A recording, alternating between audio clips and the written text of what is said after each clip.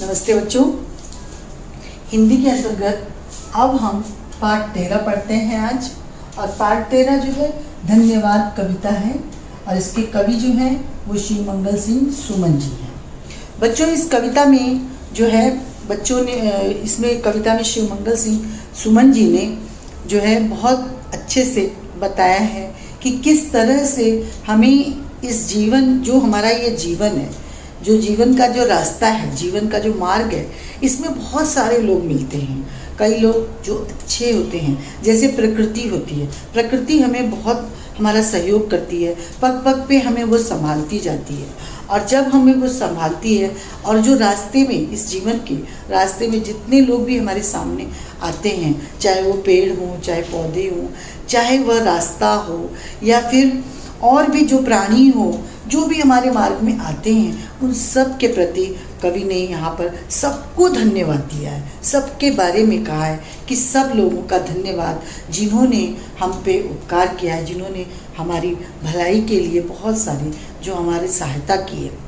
तो बच्चों, आज का जो ये पाठ है हमारा कविता है और इसको अब हम पढ़ने चलते हैं। कैसे? तो चलिए बच्चों, हम देखते हैं पाठ 13 धन्यवाद, जो कि एक कविता है। शिवमंगल सिंह सुमन इसके जो है कवि हैं और इनका जन्म, इनका परिचय प्राप्त करते हैं। 5 अगस्त 1915 में इनका जन्म हुआ था, झगरपुर गांव में, उत्तर प्रदेश में, जो कि स्थित है। मृत्यु इनकी 27 नवंबर 2002 में हुई थी। इनकी रचनाएं हैं हिल्लोल, मिट्टी की बारात, वाणी की व्यथा, प्रलय सृजन, युग का मोल। और इनका परिचय देखिए कुछ इस तरह से है। शिवमंगल सिंह सुमन जी कुशल प्रशासक, प्रखर चिंतक, विचारक और हिंदी के शीर्ष कवियों में से एक हैं।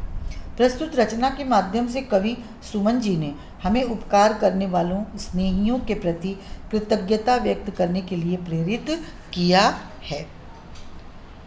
अब देखते हैं इस कविता को। जिससे पथ पर स्नेह मिला, उस राही का धन्यवाद। यहाँ पे कवि क्या कहते हैं कि जीवन का जो ये जो हमें मिला हमारे इस मार्ग पर, उन सब का, उस राही का, साथ जो रास्ते में मिले, उन सब का धन्यवाद मैं देना चाहता हूँ, उन सबको धन्यवाद देना चाहता हूँ। जीवन अस्थिर अनजाने ही हो जाता, पथ पर मेल कहीं, सीमित पगडग लंबी मंजिल तय कर लेना कुछ खेल नहीं। यहाँ पर कवि क्या कहते हैं कि मनुष्य का जो जीवन है बच्चों, ये बड़ा ही अस्थिर अर्थात चंचल, मतलब इधर उधर का होता है, चंचल होता है। और रास्ते में अनजाने ही अनायास लोगों से मुलाकात हो जाती है, और अनायासी लोगों से मुलाकात हो जाती है, अचानक मिल जाते हैं लोग। और मानव का जीवन का जो लक्ष्य होता है वो बहुत दूर होता है और लोग मिल जाते हैं राजमार्ग में, किंतु उस लक्ष्य को प्राप्त करने के लिए मानव की जो है गति कम होती है। मानव का जो सीमित पगडग, यानी कि सीमित यानी कम, और सीमित पग हैं, और डग यानी रास्ता जो है, और मंजिल उसकी क्या है, लक्ष्य क्या है, बहुत दूर तक है। और ये जो है आसान नहीं होता है इस मंजिल को, लंबी मंजिल को प्राप्त कर लेना। अब देखते बच्चों, दाएं बाएं सुख दुख चलते, सम्मुख चलता पथ का प्रमाद, जिससे पथ पर स्नेह मिला, उस राही का धन्यवाद। यहाँ पे कवि क्या कहते हैं कि दाएं बाएं यानी मनुष्य के दाएं बाएं जो है सुख दुख चलते रहते हैं, यानी कि दाहिने और कभी कभी बाएं।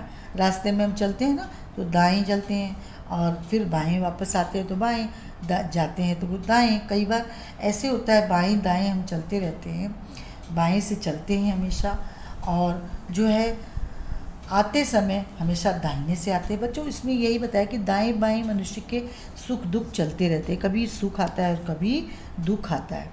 लेकिन बच्चों, मनुष्य को जो है रास्ते पर चलते समय जो है उसको जो भी स्नेह मिलता है, यानी प्रेम मिलता है, उन सब को जो है वो कवि कहते हैं कि उस राही को जो भी मेरे रास्ते में मिला उन सब को मैं धन्यवाद देता हूँ। सांसों पर अवलंबित काया, यानी कवि कहते हैं कि जो सांस है मनुष्य की उसी पर आधारित है। जो ये शरीर है ये हमारा सांसों पर ही टिका हुआ रहता है। जब चलते चलते चूर हुई दो स्नेह शब्द मिल गए, मिली नव स्फूर्ति थकावट दूर हुई। मन कहते हैं कि सब सांसों पर जो आधारित ये जो काया है हमारा शरीर है सांसों पर ही चलता है। जब मनुष्य का शरीर चलते चलते जब थक जाता है, एकदम चूर हो जाता है, तब अगर कोई प्यार से उसके साथ में मिल जाए और प्यार से स्नेह से प्यार से अगर कोई बात करने लगे और सहानुभूति दिखाने लगे तो जो मनुष्य थका हुआ है उसके भी मन में एक नई स्फूर्ति आ जाती है, ताजगी आ जाती है, उसकी थकावट भी दूर हो जाती है। इसी तरह से कहते हैं कि पथ के पहचाने छूट गए पर साथ साथ चल रही याद, जिससे पथ पर स्नेह मिला। यहाँ पे कवि कहते हैं कि रास्ते में जो लोग पहचाने थे वो सब लोग धीरे धीरे छूट गए हैं, अर्थात जो कि जीवन की जो यात्रा है वो लोग जो साथ में चल नहीं सकते, ऐसे लोग नहीं चल पाते हैं, लेकिन उनकी यादें हमेशा साथ में चलती हैं।